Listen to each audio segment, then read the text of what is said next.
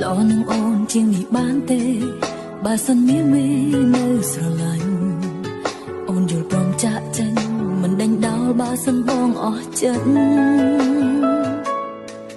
ជាសង្សារគ្នាយូរដែរហើយដល់ពេលកន់តើយលែងចង់ចិត្តមិនបាច់អាណិតបើបងអស់ចិត្តស្នេហ៍ជួយចិត្តបាញ់ឆេះឲ្យអូនឈឺចាប់និយាយទូរស័ព្ទពេលអូននៅក្បែរទៅមកអូនមែនទេដែលគ្រប់ពេលឃើញម្នាក់នេះនៅក្បែរ